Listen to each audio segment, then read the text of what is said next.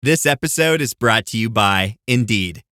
When your computer breaks, you don't wait for it to magically start working again. You fix the problem. So why wait to hire the people your company desperately needs? Use Indeed's sponsored jobs to hire top talent fast. And even better, you only pay for results. There's no need to wait. Speed up your hiring with a $75 sponsored job credit at Indeed.com/podcast. Terms and conditions apply. Wish you could become a morning person? You know the type, up before the sun, early morning runs, first one to the office with donuts and a smile. How do they do it? Easy. With the new Galaxy Watch 8, sleep tracking and personalized insights from Samsung Health help you improve so you can wake up to a whole new you. One who, dare I say it, skips the snooze? It's possible. Train your sleep with Galaxy Watch 8. Learn more at Samsung.com. Requires compatible Samsung Galaxy phone, Samsung Health app, and Samsung account. Welcome to the Sportsman's Voice podcast, your inside connection to the outdoor legislation. From the Beltway to policy happening your way, we're covering it all. I'm your host, Fred Bird. Join us as we explore public land access, wildlife and fisheries management, Second Amendment rights, the triumphs that shape our nation, the sports we all love, and the stories that fuel our passion for the great outdoors.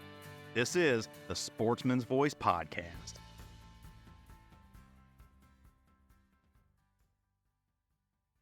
Welcome in, ladies and gentlemen, to this feature edition of the Sportsman's Voice podcast. This week, going to Trapper School.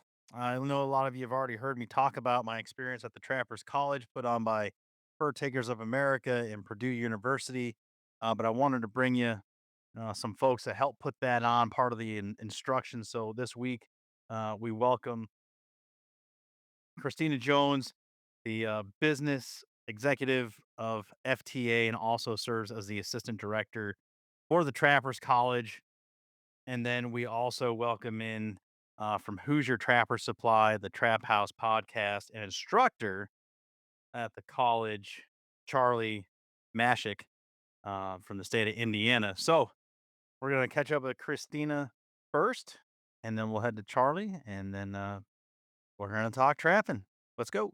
All right, it is my pleasure at this time to welcome in Cristina Jones, the business executive of Fur Takers of America, and I would argue this, but the assistant director technically of the Fur Taker of America Trappers College. Really, she is running the entire show. If we're being frank and candid about it, having been a prior student, as the audience knows, here recently, and she just does a great job. So I wanted to have her on to tee up this particular feature program. Um, you'll hear from one of the instructors here in a little bit in the show. But Christina, welcome. Thanks for all you do. Well, thank you, Fred, and thank you for having me. And I would argue I'm just the girl in the office. Yeah. Perhaps, but certainly the heartbeat and getting things done without being too flattering here. But I mean all that. The program is very well run. If you've been to the rendezvous, you've seen Christina out and about. She's handling all the stuff behind the scenes, really, for Fur Takers of America, and um, it's just great to be able to work with you, collaborate, and appreciate your hard work, especially at the college. Thank you. I love it. I love my job. I'm very lucky. So tell us about the college a bit from your perspective, Charlie. Um, we'll get into, from the instructor's perspective and where he's been, but, putting the whole thing on the relationship with Purdue University, how did that come about? And, going into 2026. So I was a student in 2021. And I went through, it was kind of a perk of the job when I was first hired. And I didn't ask a lot of questions ahead of time because I really wanted to go in with, kind of no expectations. And I think before I left campus, I said, is there a way that I can come back every single year for the rest of my life? I didn't think that was going to translate into being the assistant director, but I came on very late in the planning of the 2022 class as the assistant director. They had somebody in the role and it just wasn't working out. And I kind of came in, did something I do really well, which is kind of clean up a little bit of a mess. And it was so cool because I am heading into the next year's college, the only person who has contact with every single student before they arrive on campus. And so I really tried to kind of remember little things, maybe what states they were from, what towns they were from, their different, if they were agency folks or like yourself who come from organizations, what their role was, so that when they come to college, and I'm not necessarily their first touch point on campus, but pretty close for registration, that I can kind of have that conversation starter with them either when they register or I also like to kind of bounce around during meals and sit down with folks and kind of get to know our students. And so it is a tremendous amount of work, but not really to prepare for college, if that makes any sense. So It's a passion and a joy, in your work, and not many people get to say that, so those of us that do that are quite lucky to recognize yeah, yeah, we definitely are. And I love it. We start I would say even before the happening college ends for planning for the next year. As you know, we have a partnership with Purdue University and they I mean, and I don't know the year. I should have looked it up. It's very long standing. I think I asked Brian McGowan, our forestry our forestry expert professor at the college. And so he is who comes and oversees all of our educational, kind of making sure that we are giving a well rounded course to Mhm. everybody. And that there is, viable content for folks who are looking to either become ADC trappers or for the agency folks that we're giving them the information that they need, but also serving just the trapper. And, I think Brian said he's been here for over 25 years. So, so it's been longer than that. And they're an invaluable partner. They just provide so much information, contact, and keep our program kind of going in a direction that gives it that extra oomph of notoriety, I guess is kind of probably not the right word, but it gives us a little bit more of a accreditation, a Right, seal of right. approval for people. Yeah, for sure, and I mean, look, I mean, it gets back to, things conversations you and I have had and one that Charlie and I will get into in the program, and recognizing, one of those latter in the, day, um, talks is about communication. Hmm. So all this to set this up and simply state that, um, yeah, just from the outside looking in, there's this perception of trappers, maybe people that are part of FTA or other trapping organizations as this FUD and, all the stereotypical memes that come with that from people that are just don't know. So I appreciate what you're saying. There's not a knock on us as a community, but having Purdue aligned with the college, it does. It gives it a sense of Yeah. professionalism. I don't want to say legitimacy. I don't think that's right, but and like you said, accreditation. Having those two combined, as well as partnership with the Indiana DNR, this is a very serious, one of a kind educational opportunity that exists nowhere else. No, we do pride ourselves. We are the only one. And which also brings us, not just students from the United States and Canada, but internationally. We've had students from New Zealand, from Spain. And so that just kind of seals the deal for us that I think a lot of people like myself go in with no expectations and really just have no idea what is going to happen. And it's a lot, and I think you don't even realize it until months afterwards, what you just walked away from and the what comes out of it for everybody, not just the learning, the connections, and all of that stuff. So, it's just a really unique thing. I was talking to, a conservation police officer this weekend, and, she really wants to come, and she's like, I just have to get there." And I said, "If you need me to talk to anybody in your higher ups to get you there, I'm happy to do it." I don't think people really see the value, and it's hard to sell that. It's really hard to market that kind of a value. but Well, certainly, I we'll hope try. that, firsthand accounts, testimonials, programs like this that are highlighting it and giving it a platform for our reach. I think it's for us, especially, where we have lots of policymakers, legislators, agency personnel who are tuning in. So, hopefully we strike a chord with somebody. I was encouraged to see the makeup of the 50 some odd students for the 2025 college, where so many agency staff, law enforcement officers, conservation officers, and biologists. And one of my biggest drums I've been beating and more, sounding alarm bells on personally, and some others in the community that have the same conversation, is that our agency personnel, these young folks coming in, so often we utilize their titles and their accreditation as the professionals. We got to trust the science. We got to trust the professionals on the ground, people in the agency. This is what they get hired for, so on and so forth.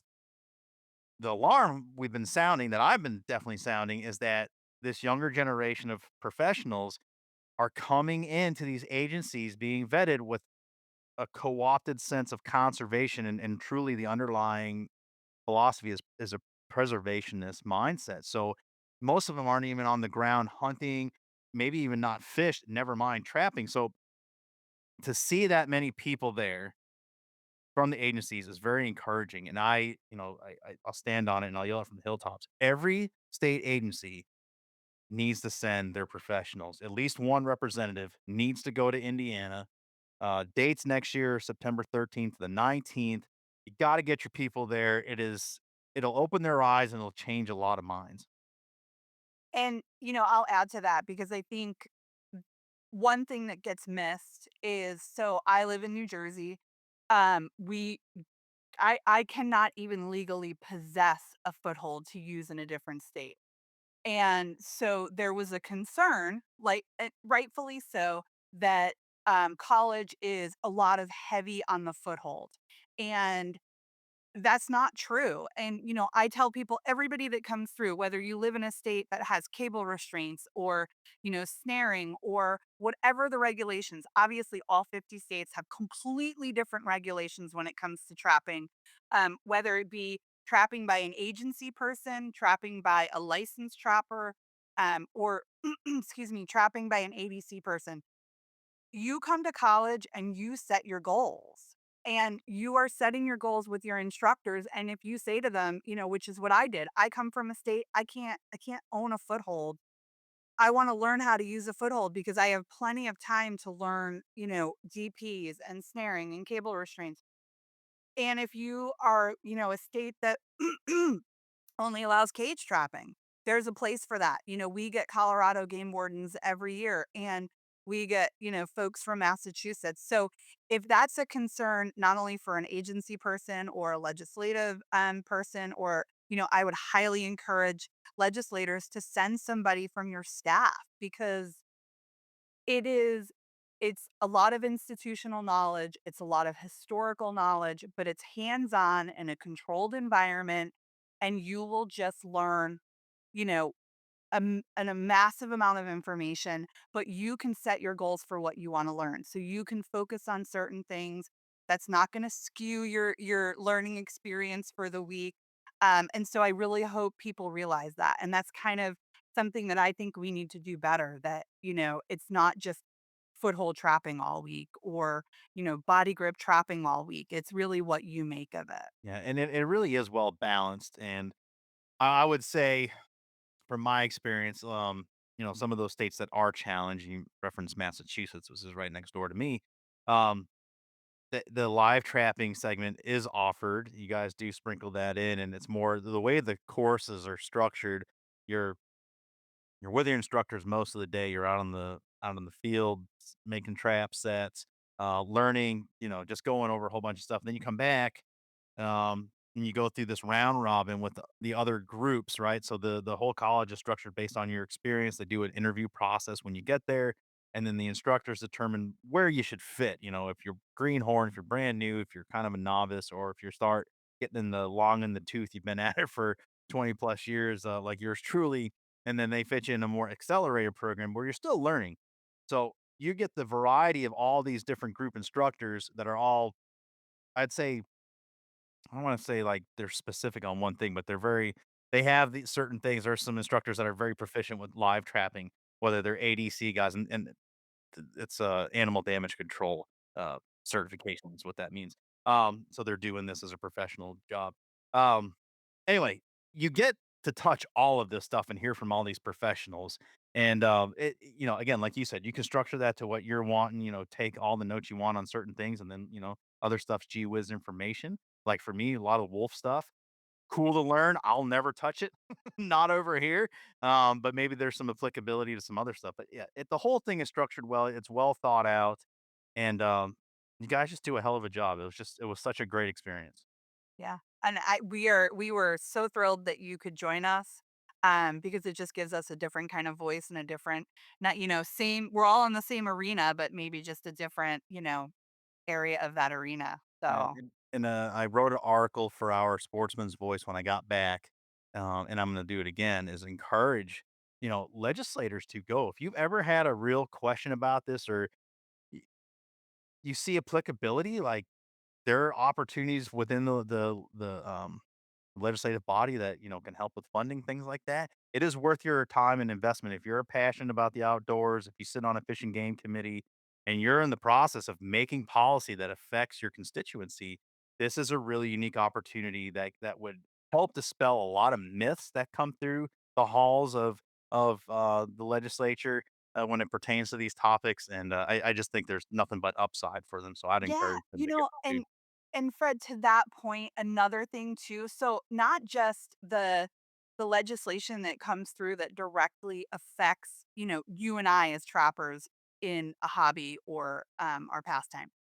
But what is also going on out there for our endangered species? So there's so much trapping that happens to protect endangered species that we do cover at Trappers College. And I think people don't even understand, how we are working to save piping plovers and nesting sea turtles. And so I think that is really eye opening too for legislators to kind of get to see the opposite of what's happening. But it's still a government, project that's going on. And so it's not just about, eradicating a species, which we are not eradicating anything. Everything is, um, but to get to see from one extreme to the next of what is really happening and how trappers are hands down, in my opinion, which is biased, probably one of the most important toolboxes in the conservation realm. So it's worth it.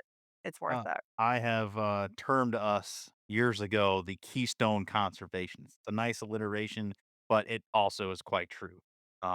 Without trappers, certainly your waterfowl folks, your turkey folks start to feel a little pressure.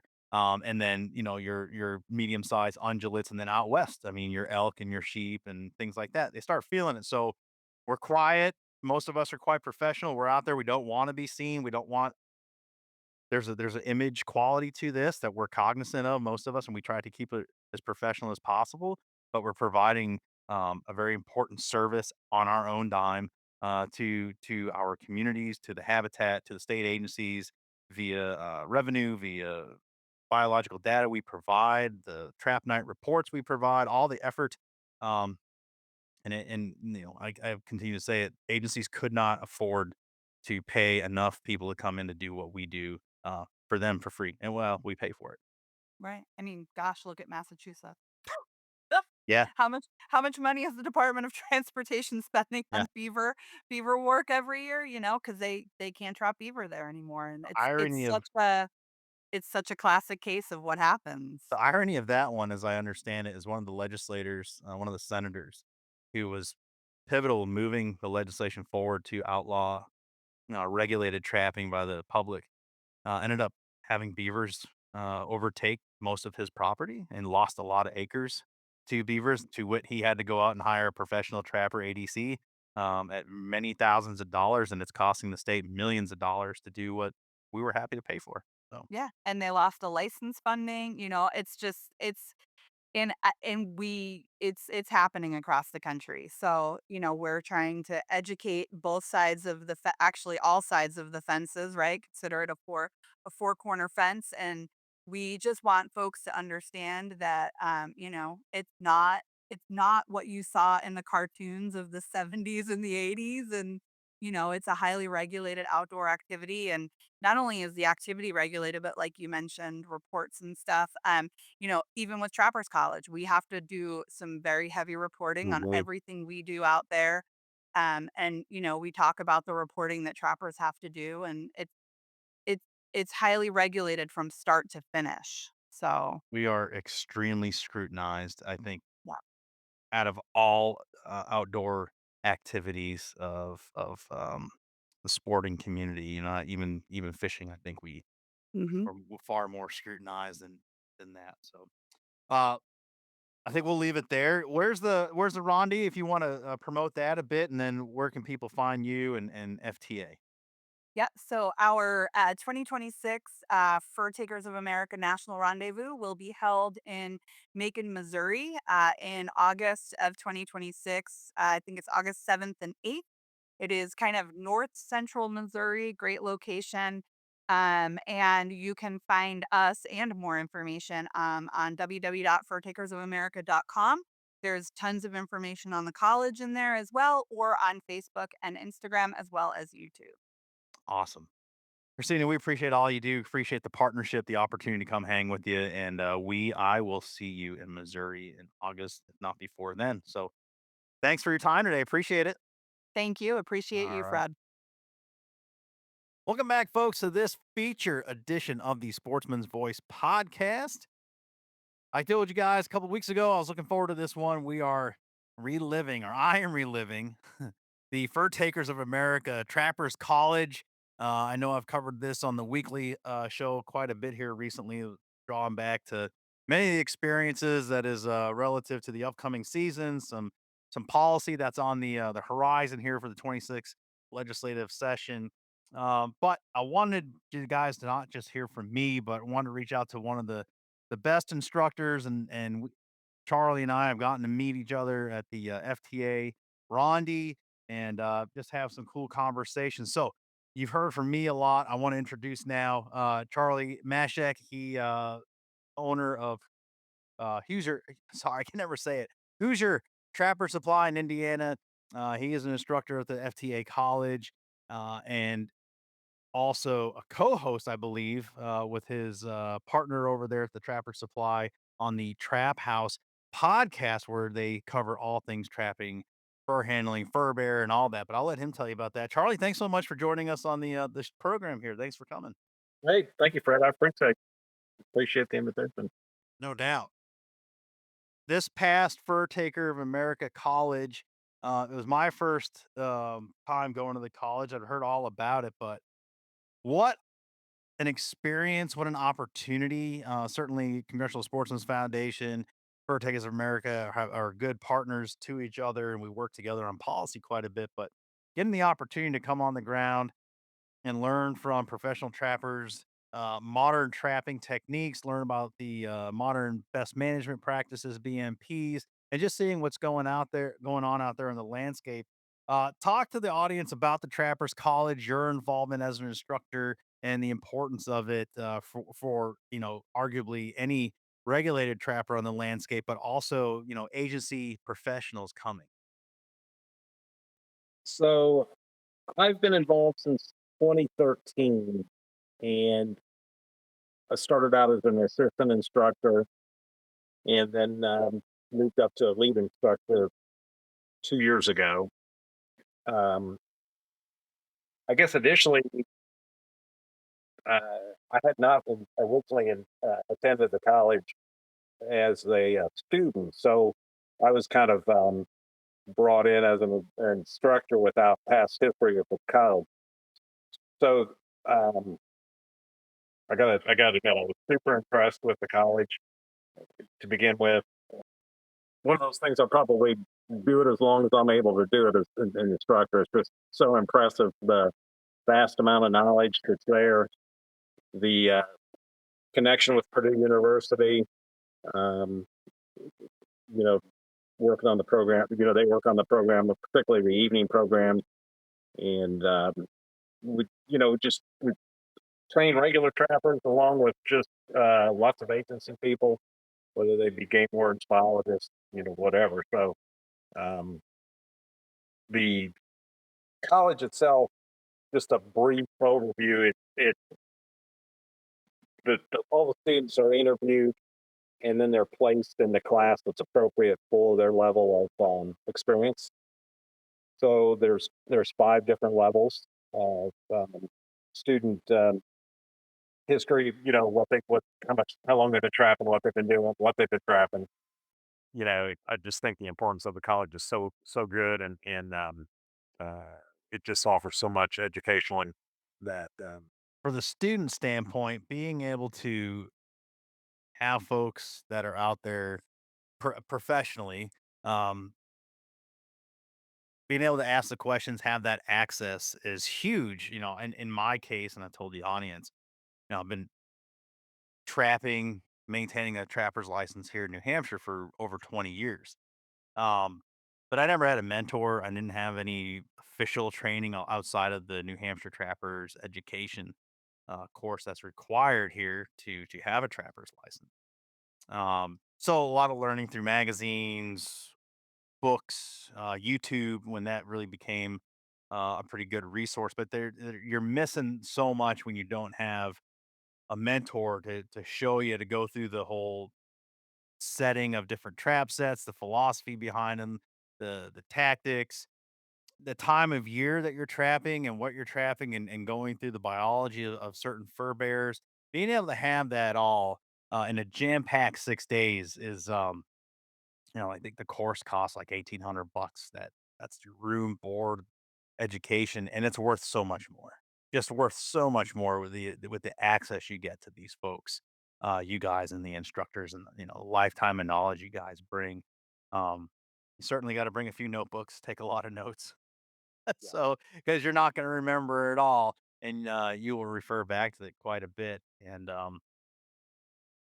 being able to come back and tell that story and convey it, I want to say the right way.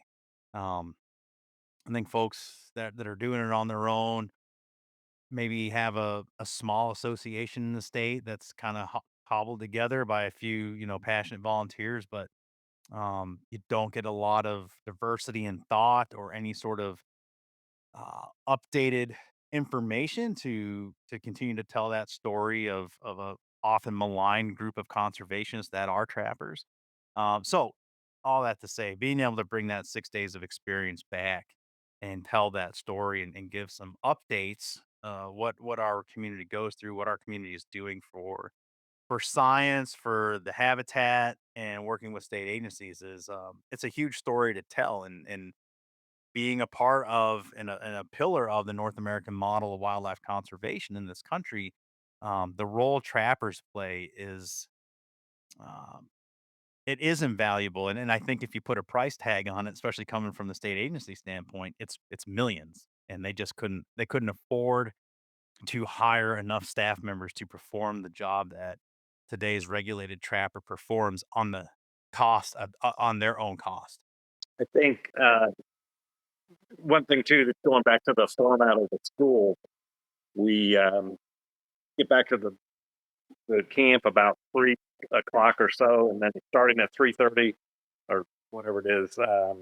Each class meets with the instructors from the other classes, so they call it the round robin. So every class has the opportunity to meet and with instructors from the other classes. So all that knowledge was shared uh, from the perspective of the other instructors. I don't know where else in the country you can go. I don't think there's anything else like this anywhere in the country. This is it. So definitely the ultimate in trapper training.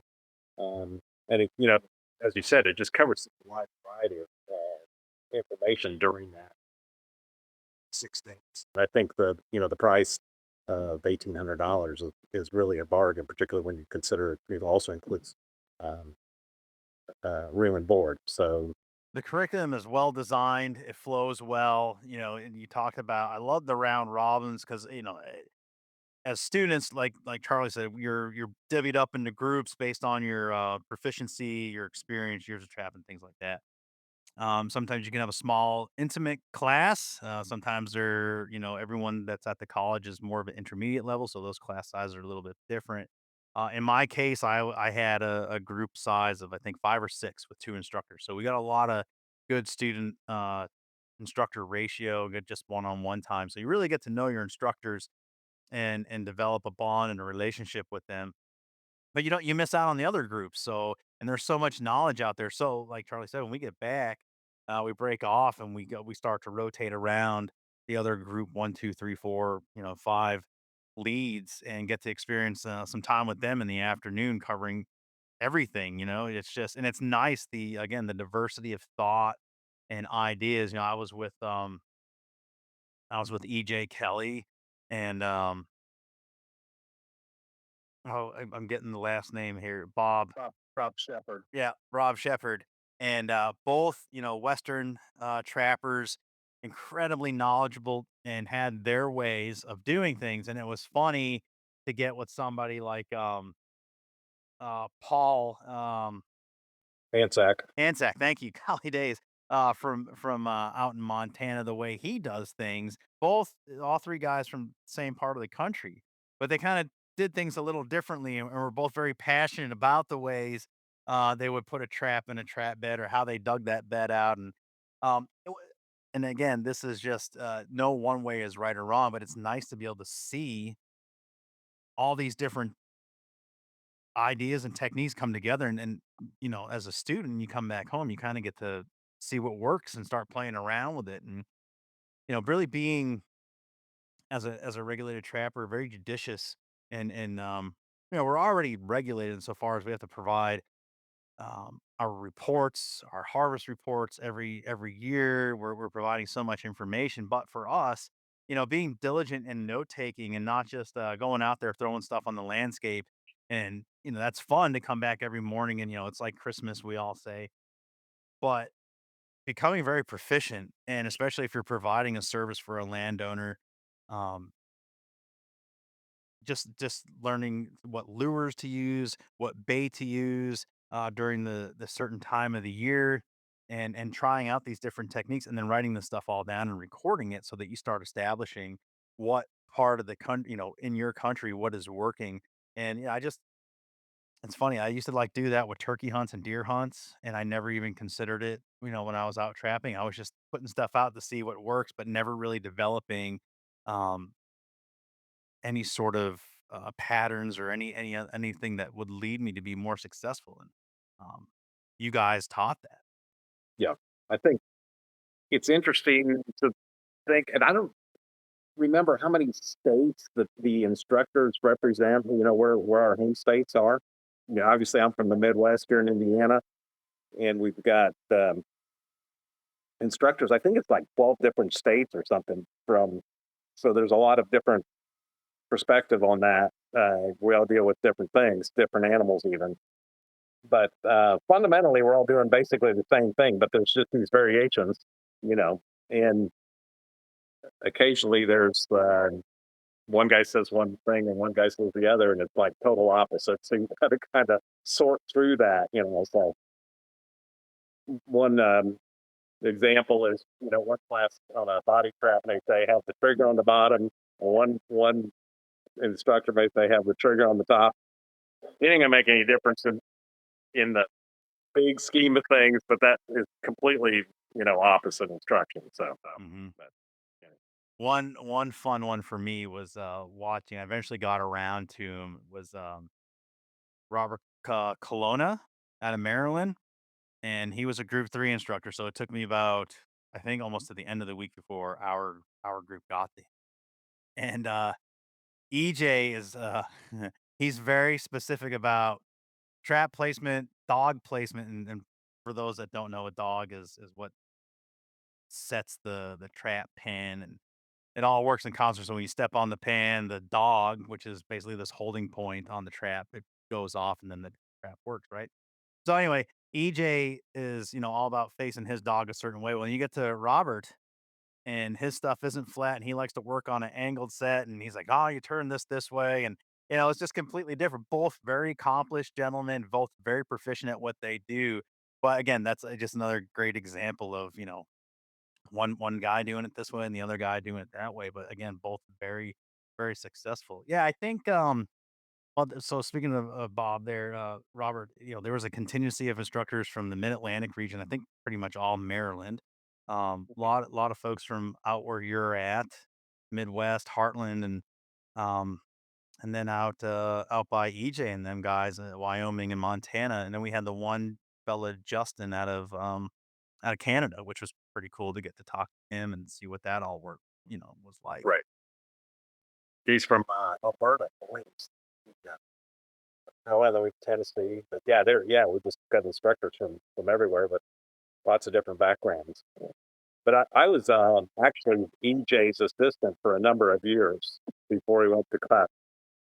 So yeah, he's very organized, I guess, or very. It's pretty specific about things. Um, it, my style's not quite that regimented, uh, but as you said, he's very accomplished, catches a lot of critters. I mean, he's excellent trapper. So What I thought was really cool too, working with him, and then a lot of you guys echoed this too. So we deal with a lot of, especially here in the Northeast, when it comes to policy. There's a lot of focus on coyotes, right? And it's these veiled attacks, and they won't really say coyotes by name, but they'll say, we want to outlaw um, contests, hunting contests. Well, they're never talking about your big buck contest, your biggest turkey contest. It's always this veiled attack on coyote contests, of which we really don't have that many. They hear about these phantom um, roundups, if you will. There's maybe like a handful of guys in the entire area that actually do it, right?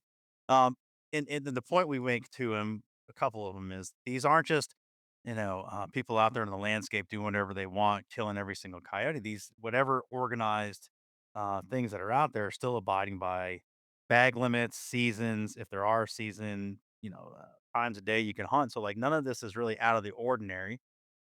Um,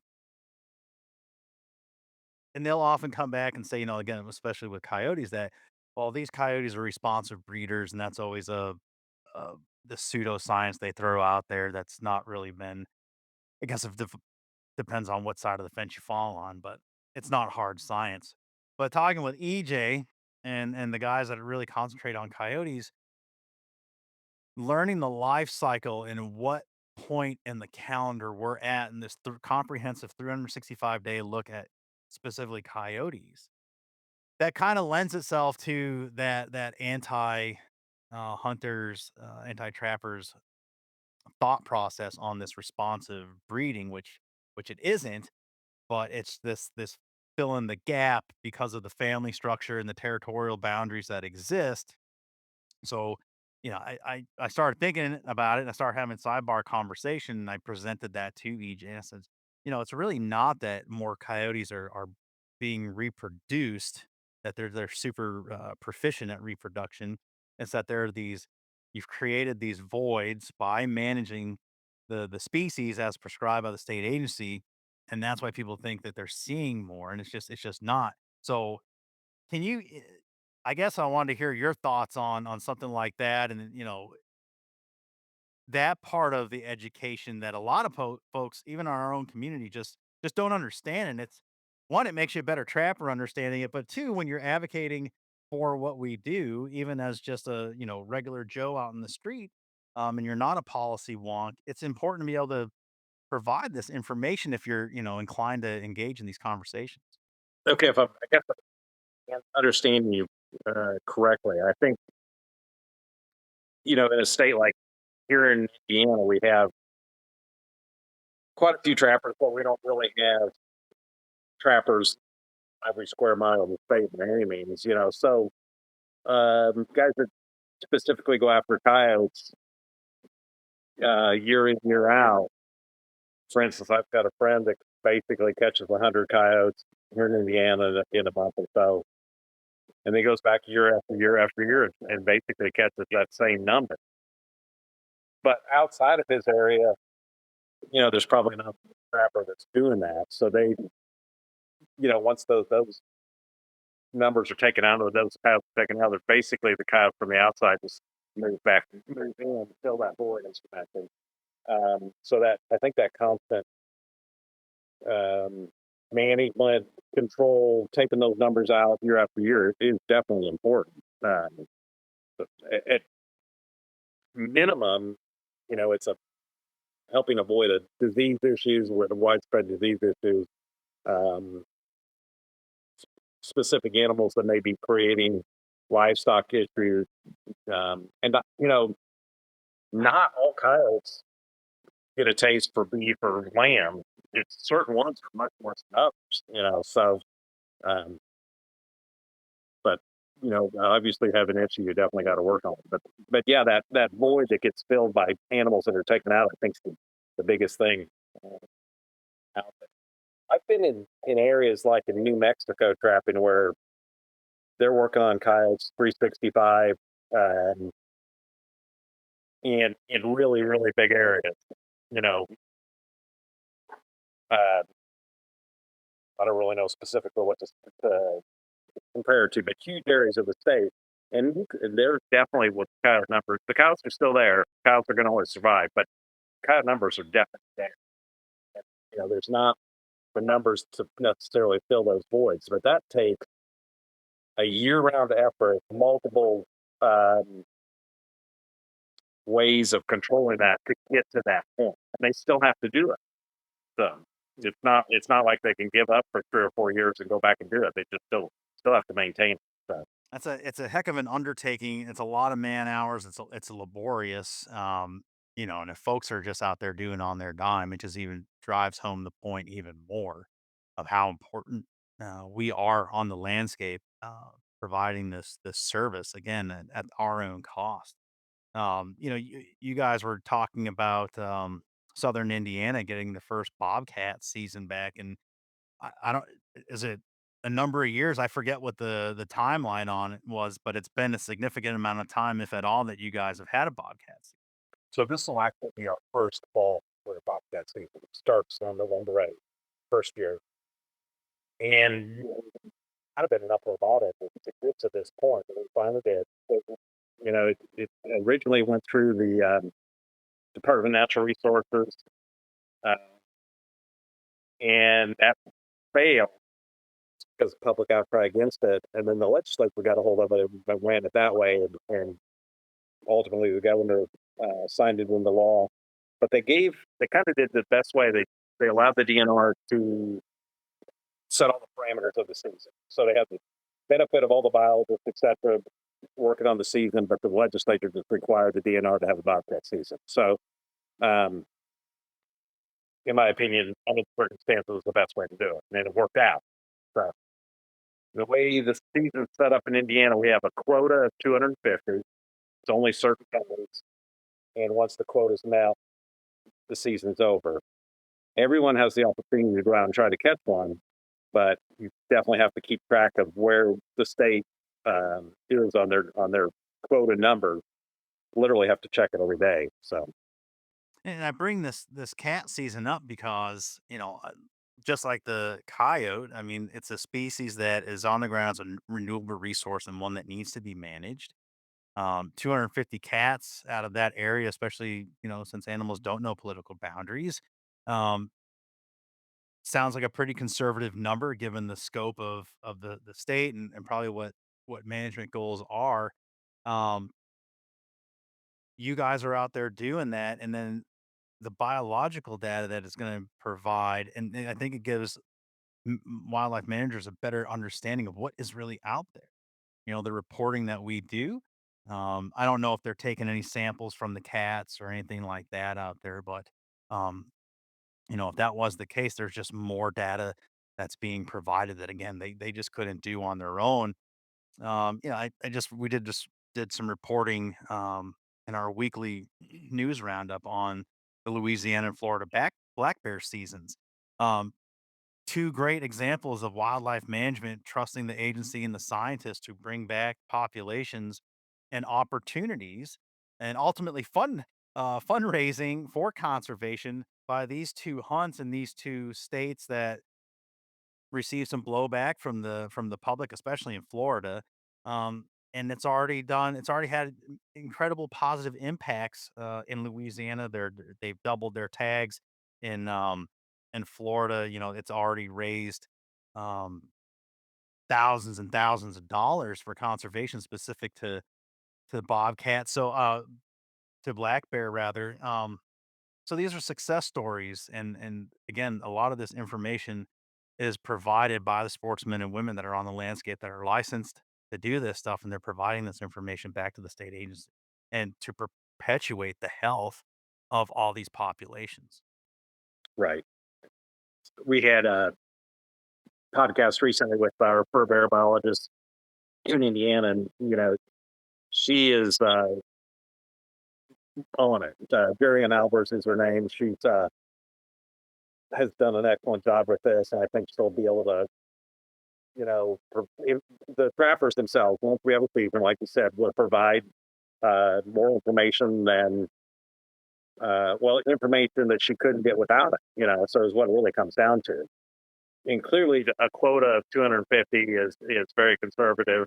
It's a starting point.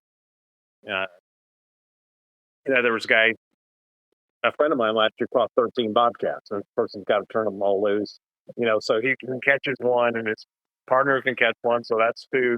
So that means potentially there's still going to be turning loose 10 or 11 bobcats. So uh, that's how that works out. We had a no, it was back in the late 90s, early 2000s, Indiana.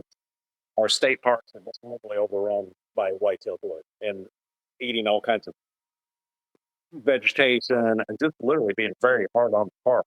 And the state like proposes that we're going to have these state park hunts and put their populations under control. And of course, the public outcry is huge against it, just because it's easier to be against something than for something, particularly something like that. And started out with the first state park hunt at Brown County State Park, one of our bigger state parks, and they went in. I thought if I remember correctly, 300 and some deer first year, and they were showing literally once they were processed how malnourished they were. I mean, this was all said, but once they actually had deer on the ground, probably 30% malnourished as compared to the deer that was outside the park.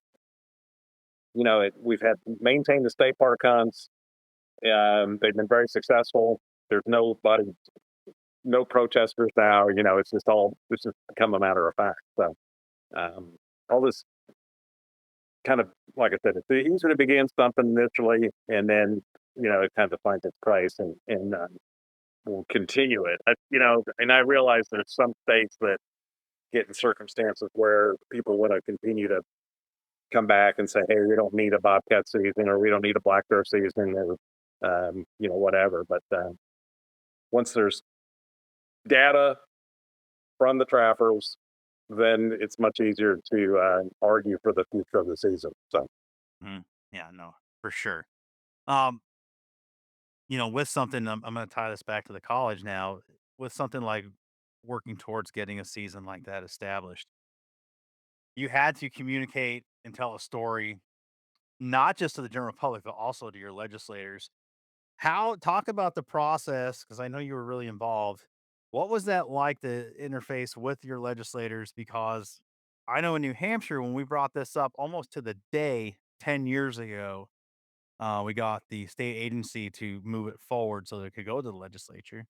The public outcry was so much that the politicians, they didn't want to touch it. It was so radioactive, and they decided to, stop forward momentum on it, despite all the science supporting it, and an even more conservative season of 50 cats between trapping and hunting. They couldn't handle it. So the tie into the colleges, we talked a lot about communication and storytelling, and there was even a whole class on this at one of the evening talks that was put on by Purdue University, and how we tell the story and how we interface with the public, policymakers, at all. Charlie, tell me about your experience in Indiana with this, and then give me your philosophy and your thoughts on how do we tell our story as trappers? I mean, and sportsmen and women in totality, but specifically when we're talking about trapping the people that are just, off the rocker against us. I mean, I guess at first, the ones that are just plain 10% or whatever that are just hardcore against it, they're just gonna always be against it. I don't think there's any change in there, you know? But to back up, there was actually a legislature, that introduced the bill. He had a farm in Southern Indiana and seeing lots of cats on his, trail cams, realized that the DNR had failed a few years back, basically 2018, 2019. And then he wrote the bill and proposed it, and that was the starting point. And I don't know that, to be honest, I don't think like a Trappers Association necessarily had his ear to begin with. I think he just probably knew the history and then just took that upon himself. So um, that's kind of where that started. I attended public comment hearings where you know we were allowed to speak, tell our story. Um, I think generally most of them, quite frankly, understood it because it was through the DNR committees within the House and the Senate. Um, our opposition was there, but it was kind of the same old story from them. Um, and I guess you could say it was still the same old story from us, but our side's clearly based on fact and scientific information and biologists behind it and all of that. So it's really hard to argue with that perspective. As far as and then it just kind of worked through and got to the conflict. I think that the communication and the education side of this were more up against like the public that's just that they really don't care. They don't really have a dog in the hunt. So it's hard to persuade someone that's maybe got this like apathetic attitude toward, you know. So I think that's pretty challenging to reach that group that doesn't necessarily care, and I think what happened in Colorado with the mountain lion and the bobcat, those people will reach because clearly most of those voters don't mountain lion hunt or bobcat trap. So they were constantly kept on that message of the scientific uh, benefits of it, et cetera, and they did get through it. But I think that's a big challenge. Yeah, and so often, we talk about the 10-10 and the 80, and you know, I think hunting more so, because trapping does it is its own lightning rod. We normally ask people to support us, what we do, or stay indifferent, not necessarily apathetic, but just, I guess, if you don't have a dog in the fight, don't oppose us and don't take away the access for our community, especially once you learn the story of what we provide as a small community for the benefit of all, right? Um, but trapping, it feels like, has baked in the cake, issues with just a lot of old propaganda and old bad information that is out there. And I think, the Trappers College being the unique opportunity that it is, like you mentioned, um, arms students with the ability to go back and talk about the exact science, the science of trap engineering, more so being restraints and not this Bugs Bunny, Elmer Fudd sort of way of thinking about traps in a cartoon that so many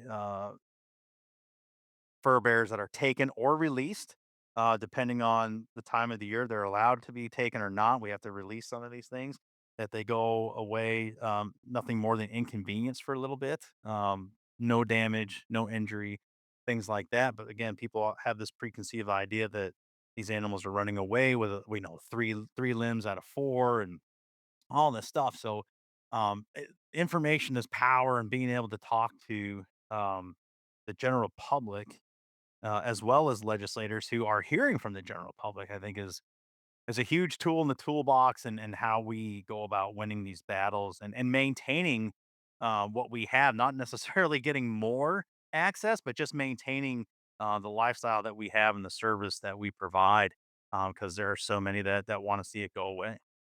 Right. Well, right. It's and that 10% or whatever it is, they're pretty hardcore. They are relentless, and they have, they've got big um, offers in terms of money, and it's always easy to raise money off of it. What they perceive as a pretty emotional issue, So And when you're starting off with national coffers that just seem to have an endless pocket, when you're talking millions versus your local state trappers association, and you're right, hoping other critter groups will join forces and other conservation minded groups will join forces. It's a David and Goliath situation, no doubt. But more often than not, lately we have come out like David, and we've won. So, and we hope that momentum right, continues. Especially, as you said, Prop 127 in Colorado was an amazing example of just that. Um, right. Charlie, I know we're running up against it here in our remaining minutes. I did want to give you an opportunity to talk about the business, talk about the trap house, if you would, and let people know where they can go check out your podcast and any resources you have that people can learn more about trapping. Okay, so I started the Hoosier Trapping Supply back in 1976. So actually, next year will be our 50th year. So you get an idea of my age. I started my senior year of high school. So we sell trapping supplies. We sell a line of deer hunting scent, and we also do some taxidermy. And we have a podcast that my son-in-law started. He works here with us, Justin, and it's called the Trap House Podcast, and it's basically everything to do with trapping. And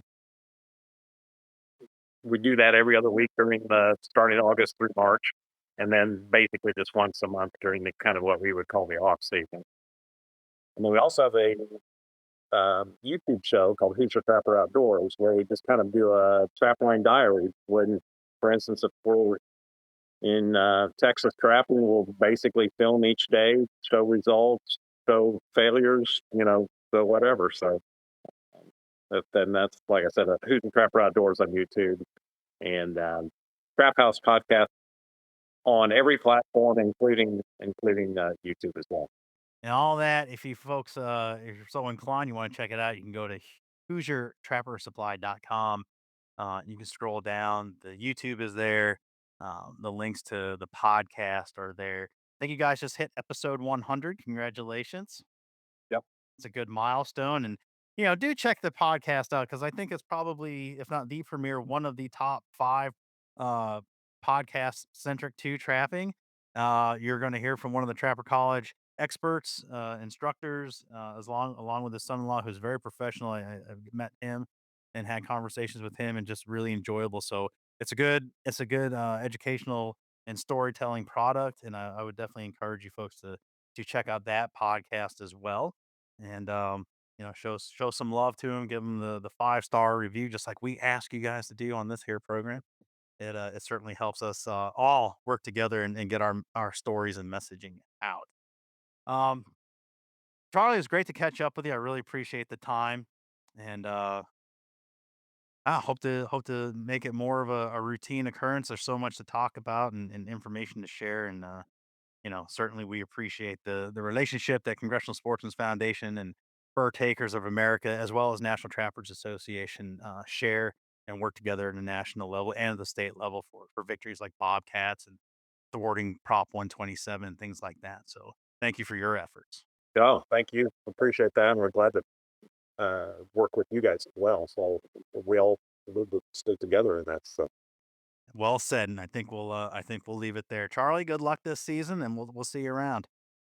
same year. All right. All right, my thanks to Christina and Charlie for their time. I hope you enjoyed that one. It maybe even inspired a couple of you to look at the college for next year and sign up for it. It is a great experience, as I've remarked over the last month, and especially in this episode. But just a lot of knowledge, a lot of combined years of knowledge. It's got to be a few hundred years of combined knowledge between all the different instructors and even some of the students. I had some of the students that I was in a group with were just they were already great trappers, and learned a lot from your peers. So it's a phenomenal opportunity. And I think if more people were equipped with this kind of education, and it's a lot, right? I mean, we're talking 6:30 in the morning to 10 o'clock at night, and maybe a little past.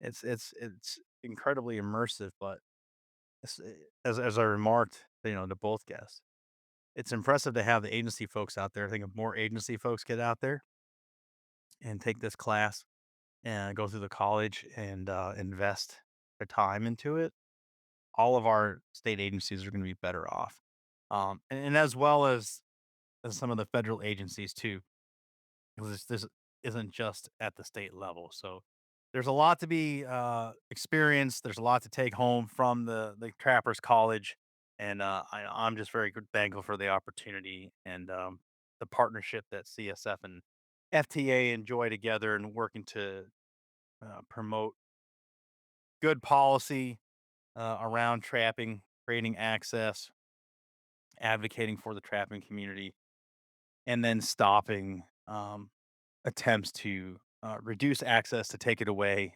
You heard Christina in there talking about Massachusetts and New Jersey.